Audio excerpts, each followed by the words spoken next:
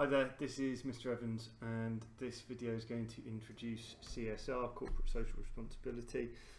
We've covered these bullet points here, looking at opportunities and threats presented by the social environment, and now we're going to, this is the first in a couple of videos on corporate social responsibility. So let's first of all just understand what we mean by corporate social responsibility.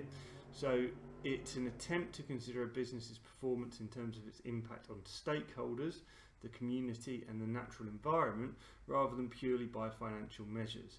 So when we get to the end of the year, and we were talking about this earlier on when we looked at how to measure the performance of a business, do we just get to the end of the year and go, right, well, we made a profit, yes, we were successful, and that's it? Or do we think, well, okay, so maybe we did make a profit, but how did we treat our employees? Are they happy? Are they going to be staying with the company for a while? What about our suppliers? Have we been paying our suppliers enough money to keep them in business, or are we kind of negotiating them down to the bone and they're not going to be able to survive next year?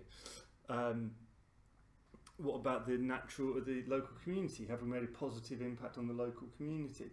The environment, have we made a profit but at the expense of reducing the number of trees in the local area, which is unsustainable and has a negative impact on people in the community too?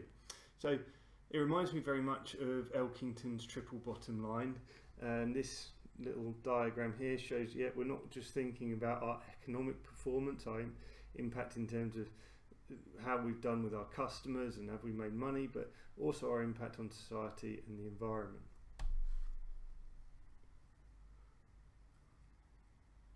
So as part of CSR, corporate social responsibility, many organisations now produce a CSR report, and I believe it is now a legal responsibility of PLCs, public limited companies, to produce a CSR report. Well, what might that cover? It might cover a variety of areas, the treatment of employees and the particular employment practices undertaken in an organisation, how suppliers are impacted by the organisation, how the organisation is identifying and responding to consumer needs and trying to meet them in a sustainable way. What about the contribution to the local community and any work that the business does with charities, and of course the impact on the environment, use of non-renewable materials, energy, use of how many emissions the company has made. What about the policies in terms of recycling and how much waste has been generated? Okay, so they all might be things in the CSR report, and of course a CSR report is a legal document and it should be audited as well by an independent body, which means somebody basically checks over it and checks it's accurate. So what are the reasons for CSR reporting? Well, lots of reasons. Companies engaged in corporate social responsibility tend to perform better financially than those that don't. There's been some research into that shows that CSR reporting and taking it seriously and considering impacts is actually better for financial performance as well. It improves the company's brand image.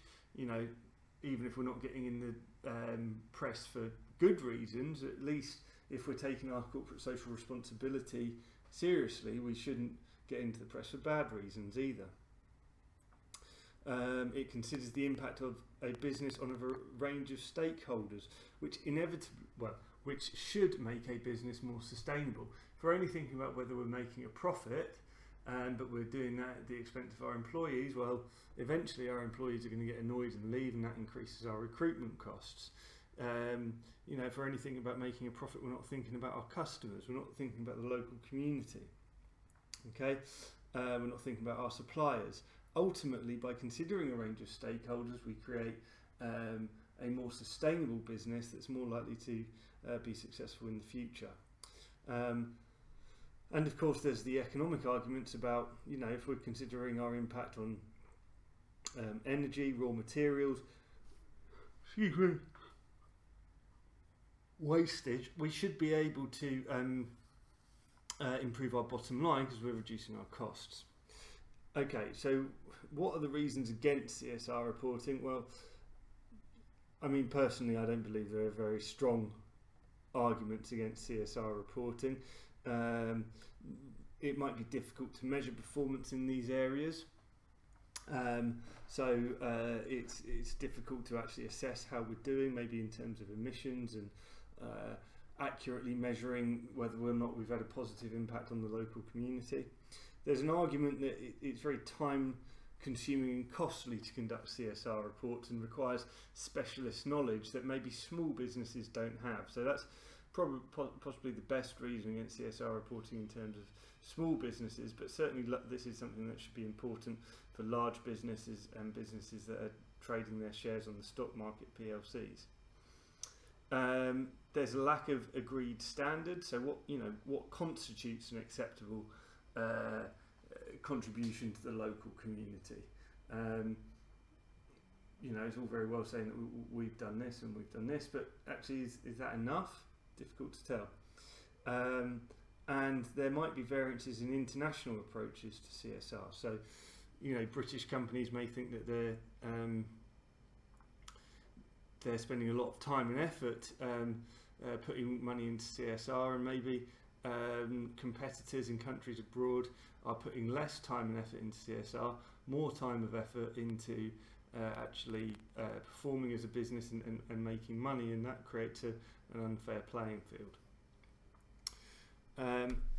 So that's an introduction to corporate social responsibility.